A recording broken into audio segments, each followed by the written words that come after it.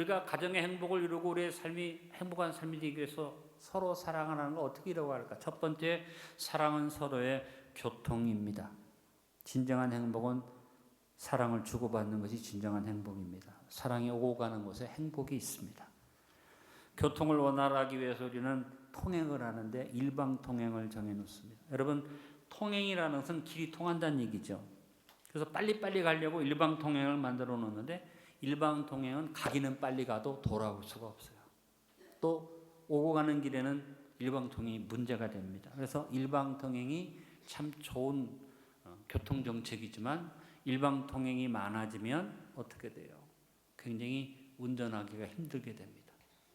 그래서 우리들이 교통과 통행을 똑같은 얘기 같으나 혼돈하면 안 됩니다. 지금도 말씀드린 것처럼 통행이라는 것은 그저 한번 가는 것을 의미하지만 교통은 오고 가는 것을 말합니다.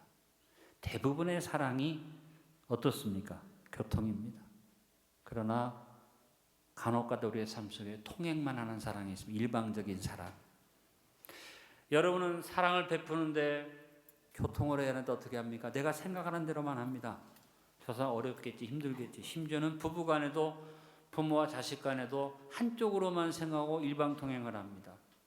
내가 자녀를 사랑해서 베푸는데 그냥 주기만 하고 자녀가 어떻게 반응하는지 관심을 안 갖다 보니까 자녀가 방종할 때도 있습니다. 굉장히 중요한 얘기입니다. 여러분, 통행만 생각하지 말고 교통을 생각하시기 바랍니다. 일방통행은 쉽게 가지만 양방통행, 쌍방통행은 가다가 설 수도 있고 기다려야도 되고 어떻게 보면 길이 좁으면 상당히 힘들게 섰다가 한쪽이 가고 한쪽이 가는 그런 경우도 있습니다. 그러나 일방통행처럼 쑥 가진 못하지만 쌍방통행이 필요한 것입니다. 사랑 중에 가장 불행한 사랑이 일방통행의 사랑이죠. 소위 말하는 짝사랑. 짝사랑은 사랑하는 사람도 힘들어요. 혼자 자기만 사랑하니까. 근데 사랑받는 사람도 고통스러워요. 왜? 일방적으로 사랑해 주니까. 그래서 나중에는 일방적으로 사랑하는 사람이 자기가 이루어지지 않는 사랑 때문에 자살도 하고 심지어는 상대방을 죽이기도 하고 그리고 너무 귀찮게 하니까 사랑받으면서도 신고해가지고 나를 너무 귀찮게 한다고 저 사람 나랑 격리시켜달라고 요청할 때도 있지 않습니까? 여러분, 사랑은 쌍방통행의 교통입니다. 서로 주고받는 것입니다. 그래서 예수님이 우리에게 말씀하신 사랑에 대한 가장 귀한 교훈 따라합니다. 서로 사랑하라. 서로 사랑하며 삽시다. 여러분, 내가 사랑하려고만 하지 말고 상대방이 나를 사랑할 수 있도록 준비되는 상황을 보고 사랑을 베풀어야지 됩니다. 상대방을 생각하지 않고 나만 주는 사랑은 일방통행이죠.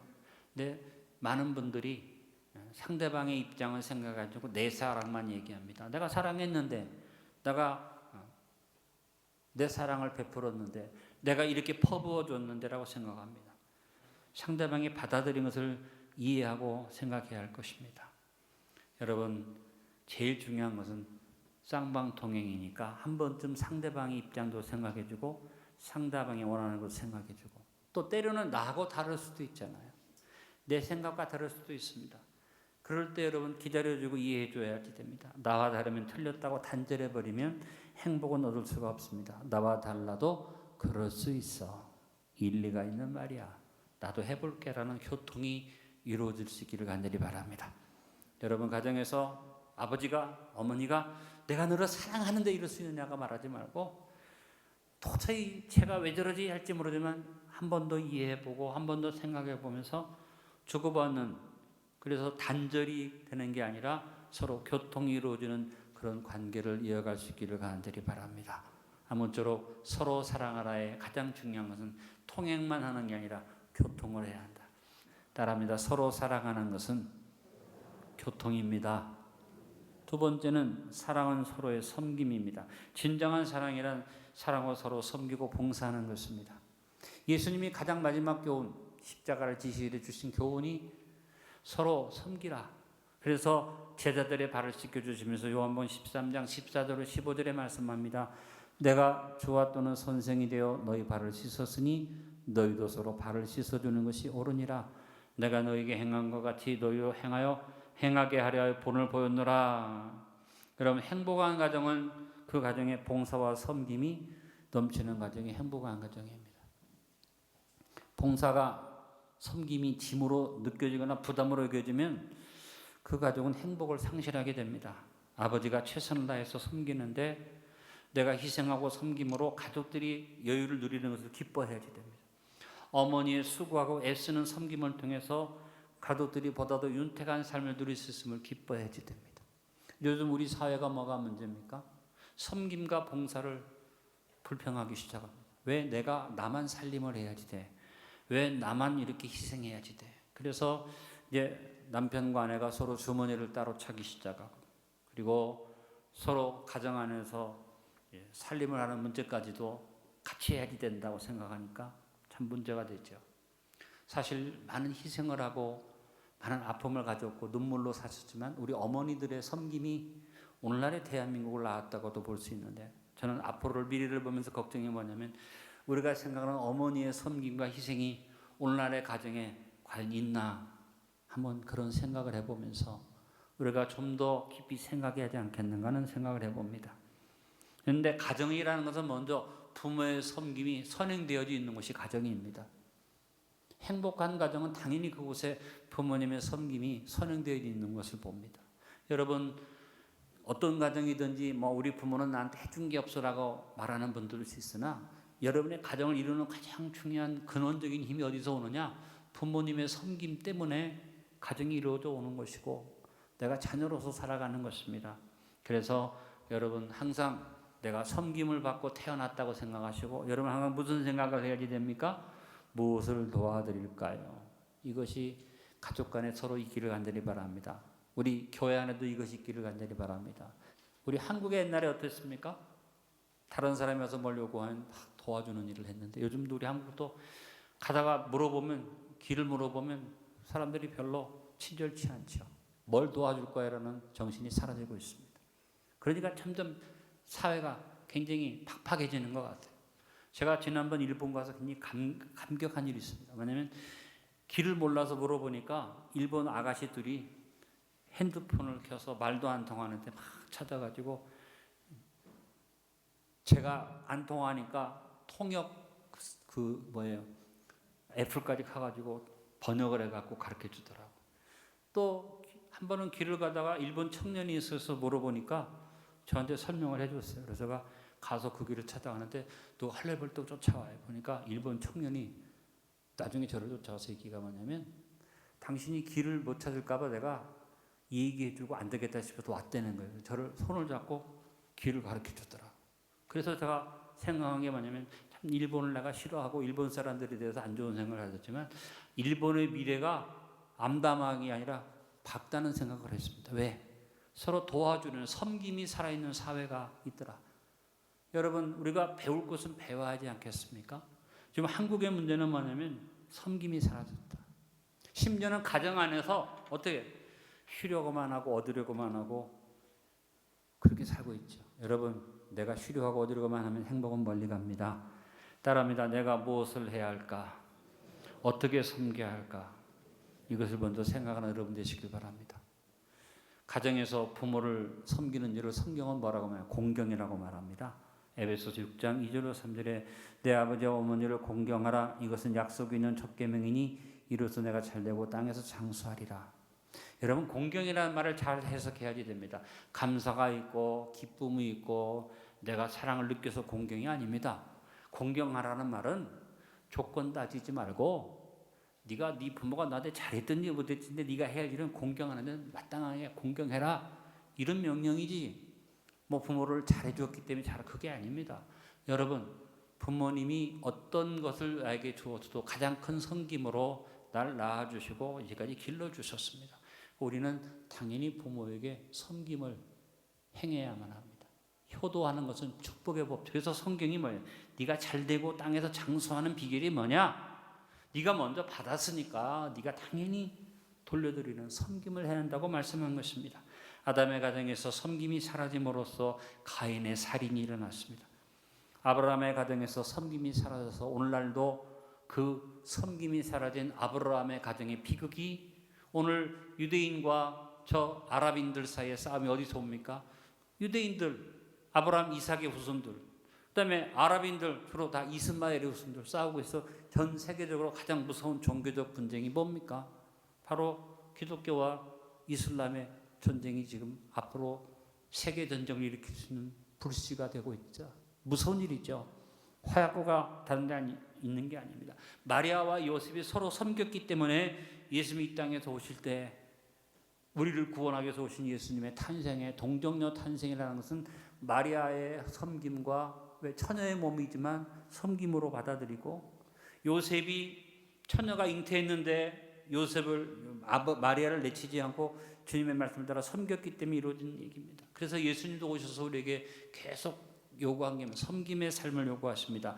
마태복음 20장 28절과 마가복음 10장 45절에 같이 읽습니다. 인자가 온 것은 섬김을 받으려 함이 아니라 도리어 섬기려 하고 자기 목숨을 많은 사람의 대속물로 주려 함이니라. 진정한 섬김과 봉사는 예수님의 본을 보여주신 사랑을 본받고 실천하는 것입니다. 여러분, 오늘 냉정하게 여러분의 삶을 돌아보시기 바랍니다. 나는 섬김의 삶을 살고 있는지, 오늘 나는 무슨 섬김으로 살 것인가를 생각해보고 큰 것 말하지 말고 작은 것 하나라도 실천합시다. 우리의 삶에서 큰 섬김이 필요하지 않습니다. 여러분, 섬기기 위해서 한 가지만이라도 합시다. 따라하면 일일 일선을 하며 삽시다.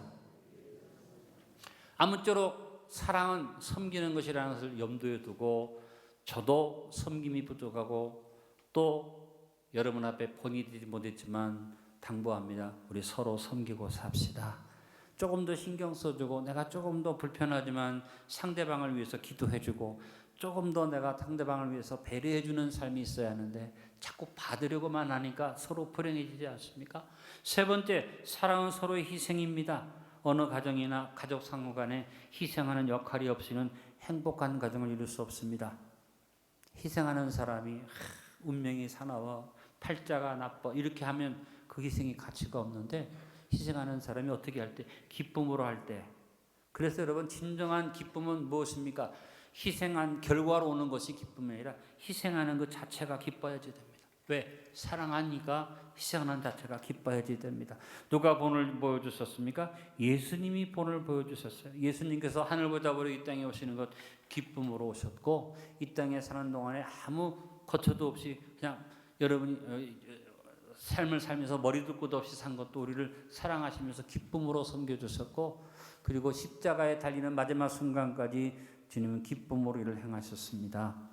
우리는 내가 손해보아야 할 것이 뭔지, 희생해야 할 것이 뭔지, 양보해야 할 것이 무엇인가를 먼저 생각하는 희생의 기쁨을 누리는 삶을 살기를 간절히 바랍니다. 언젠가도 이 예화를 들어드렸습니다만, 멜랜드라는 선교사, 의사 선교사가 남미 브라질에 가서 선교를 하게 됐는데, 남미에 아주 오지에 가서 선교하는데 이들이 가재도구를 가지고 병원 시설을 가지고 들어갔을 때 동네 사람들이 백인이 왔다 그렇게 얘기했습니다. 많은 백인들이 와서 브라질을 황폐케하고 자기들에게 있는 것들을 빼앗아 갔기 때문에 이래 섬기로운 선교사법을 놓고 백인이 왔다 이렇게 멀리하기 시작했는데, 이 선교사법부가 열심히 의료 선교를 행하니까 덕을 보니까 사람들이 그 다음에 바뀌어졌습니다. 존경하는 백인이 왔다. 존경했다고 합니다. 10년이 넘어서 인디언의 말을 배우고 인디언과 함께 생활 풍습도 똑같이 됐을 때 그들이 이 멜랜드 선교사부를 뭐라고 불렀냐? 백인 인디언이다.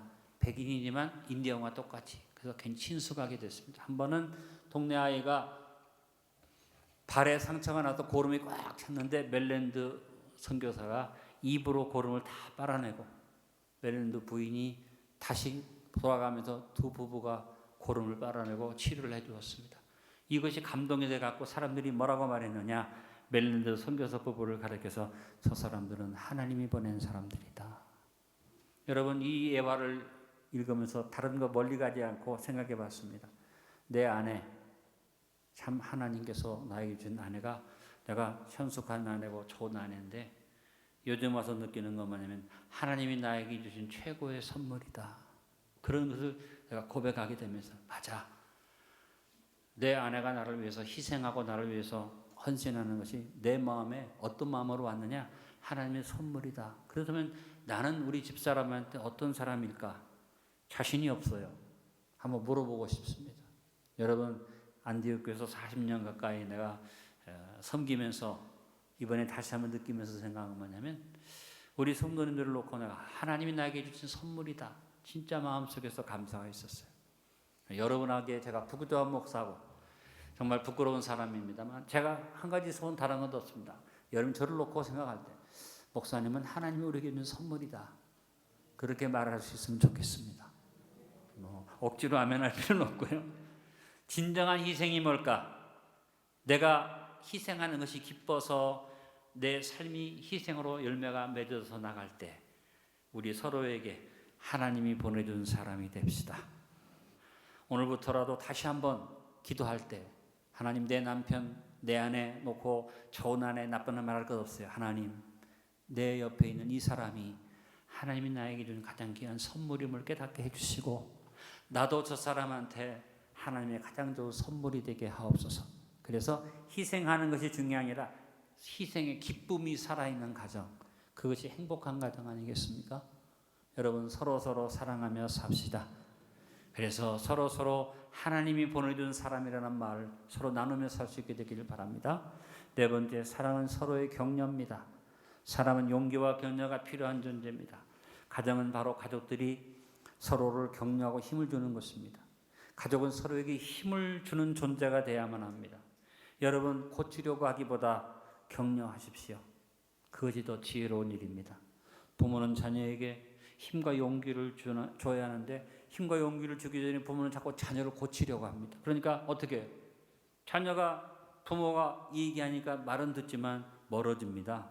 이 사람은요, 참 악한 게 뭐냐면, 저도 그렇고 다 마찬가지입니다. 내가 잘못했어요, 내가 분명히 실수했어요. 아내가 심하게 얘기하면 인정을 하죠. 그래, 알았어 하지만 마음은 멀어져요. 이 사건이 지나고 난 다음에 회복이 안 될 때가 있어요. 마음이 멀어지는 겁니다. 참 무서운 일이죠. 그래서 어떤 부분은 노년에 헤어집니다. 이유가 뭐냐? 서로 용기 주고 사랑하고 격려하고 살아야 하는데 서로 상처만 주고 살았기 때문이죠. 많은 가족들이 내가 아니면 누가 고치겠느냐 이런 생각을 합니다. 그렇게 말합니다. 근데 여러분, 이거 달리 생각하십시오. 내가 아니면 저 사람을 누가 격려해 주겠는가? 누가 위로해 주겠는가? 이거 왜 생각 못 하십니까? 여러분이 고쳐놓고 나서 멀어지는 건 미련한 짓이죠. 못 고쳐도 여러분이 위로하고 격려하면요, 하나님이 고치신다. 제가 우리 교회에서 40년 목회하면서 깨달은 게 그겁니다. 설교한다고 여러분이 제 설교 듣고 달라지냐? 아니야.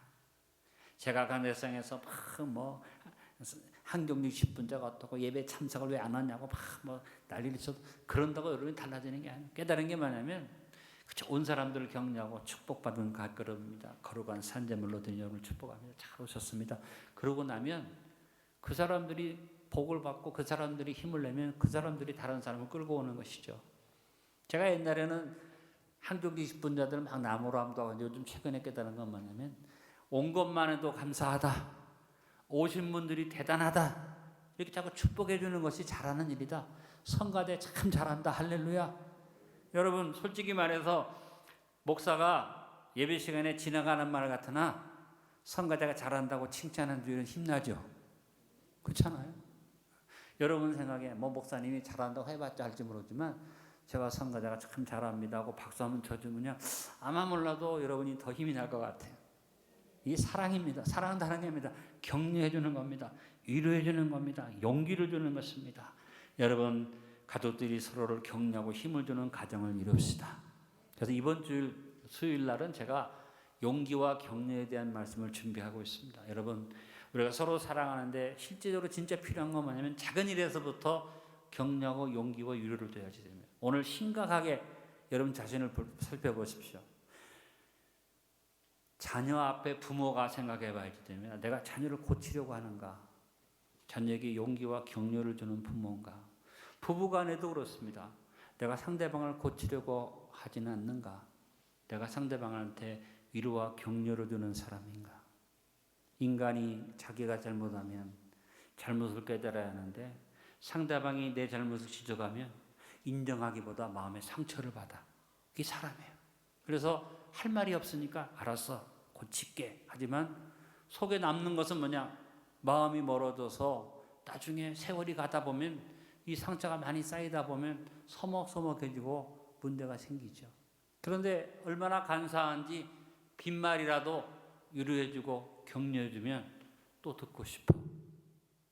그래서 자꾸 쳐다봐.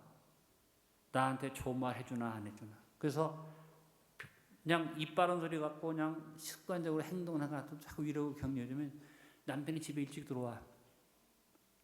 아내도 참 음식 잘한다 그러면 한 번이라도 더 음식을 해주려고 그래. 이게 인간이에요. 여러분 다시 한번 깊이 생각해 봅시다. 여러분이 나이도 진짜 들만큼 들고 살 만큼 살았는데 나는 내 가정에서 위로자냐 격려자냐, 아니면 나는 자꾸 고치려고만 하고 지적하려고만 하고 뭔가 상대방을 내 뜻대로 내 생각대로 바꿔놓으려고 하지는 않았는가. 이거 중요한 문제입니다. 여러분이 어디에 가든지 누구 앞에 서든지 위로자 되시고 격려자 되시고 용기 주는 사람 되시고 사랑의 실천을 이루는 서로 사랑하라는 건 위로와 격려인 것을 기억하시기 바랍니다. 다섯 번째, 사랑은 서로 책임을 다하는 일입니다. 하나님은 우리를 사랑하셔서 말로만 하시지 않았어요. 하나님의 사랑은 책임을 지는 사랑이에요. 그래서 우리의 삶의 모든 죄를 다 책임지고 없애기 위해서 예수님을 보내시고 예수님을 생명까지 드리게 해주셨잖아요. 사랑은 책임이에요. 가정은 가족들의 책임과 의무가 잘 이루어져야만 합니다. 책임과 의무를 이행하지 않는 가정에 행복이 이루어질 수 없습니다. 우리는 가족으로서 내가 누려야 할 것보다는 항상 나의 책임과 의무를 깊이 생각하고 실천하는 그런 가정을 이루시기를 간절히 바랍니다. 가정에 책임 있는 경영과 관리가 이루어져야만 합니다. 저도 돌아보면 교회를 위해서는 굉장히 생각하고 신경 쓰고 교회를 어떻게 꾸려가야지를 생각하고 기도를 많이 하는데, 실상은 내 아내를 위해서 내가 얼마나 기도했나, 내 가정을 위해 얼마나 기도했나 돌아보니까 내가 그렇게 많이 기도하지 못했다는 회개가 오더라고요. 여러분, 진짜 여러분이 심혈을 기울이고 여러분이 관심을 가져야지 되고 어떻게 보면 가장 많이 살펴야 할, 눈치를 봐야 할 것이 가족이에요. 여러분이 내 책임을 다하나 살펴보고 내가 책임을 다하지 못한 것이 없는가를 살펴보고 미안한 마음을 가져야 하는 것이 가정의 삶인데, 우리는 가정에서 내 책임에 대해서는 잘 생각하지 않아요. 사랑하는 성도 여러분, 그냥 살면 되는 게 아닙니다. 여러분 가정에 관심을 가지고 책임을 지시기 바랍니다. 바울이 준 교훈이 있습니다. 상대방을 돕기 전에 먼저 해야 할 것이 있다. 빌립보서 2장 4절 한번 읽어봅니다. 각각 자기를 돌볼 뿐더러 또한 각각 다른 사람들의 일을 돌보아 나의 기쁨을 충만하게 하라. 달리 말하면 자기 책임도 못하면서 다른 사람을 도와주겠다는 그런 말 하지 말아라. 네 책임을 먼저 다하라 그랬어요. 극히 작은 부분에서 우리 서로의 책임을 찾아서 그 책임을 이행하는 사랑의 실천을 이루면서 삽시다. 책임을 다하는 사랑이 행복을 누리게 합니다. 오늘 다시 한번 나는 남편으로서, 아내로서, 어버이로서, 자녀로서 내 책임을 얼마나 이행했는가. 그래서 다른 사람한테 짐이 되지 않는 것 조심하기보다 내 가장 가까운 사람한테 짐 되지 않겠다, 내가 해야 할 일을 하겠다, 이렇게 생각하는 그런 생각으로 서로를 돌볼 수 있기를 간절히 바랍니다. 오늘 말씀의 결론을 맺겠습니다. 행복을 누리는 길 뻔히 다 합니다. 모르는 사람은 없습니다. 그건 사랑입니다. 그런데 왜 안 되느냐? 첫 단추를 잘못 끼워서 그렇다. 행복의 제일 첫 단추는 야훼 하나님을 사랑하는 것이고 다음으로 서로 사랑하는 것입니다. 행복을 누리는 길인 서로 사랑하는 길을 실천하기 위해서 오늘 제가 5가지를 말씀드렸습니다. 따라합니다. 교통, 섬김, 희생, 격려, 책임. 다 아는데, 다 알기 때문에 우리는 이것을 깊이 생각하지 않고 그런 단어가 있다, 나는 그렇게 하고 있다고 착각하지만 여러분의 삶의 순간에서 항상 생각해야 할 것, 나는 내 삶이 일방통행인가 오고 가는 교통인가, 나는 섬김을 얼마나 실천하는가, May I help you? 내가 도와야 할 것이 뭔가는 이 고백이 살아있는가, 희생의 기쁨이 나한테 있는가, 내가 희생할 때 그것 때문에 기뻐하는 희생의 기쁨이 있는가, 내가 다른 사람한테 격려자인가, 얼마나 위로하는 사람인가, 아니면 다른 사람을 내가 끌어내리고 다른 사람한테 고치려고 하는 그런 잘못된 버릇은 없는가. 그리고 제일 중요한 것, 나는 내 책임을 얼마나 다하고 있는가. 외부적으로는 책임을 다하는 것 같은데 가정의 삶에서 여러분 책임을 다하지 못하고 내 책임을 가족한테 넘기지는 않습니까?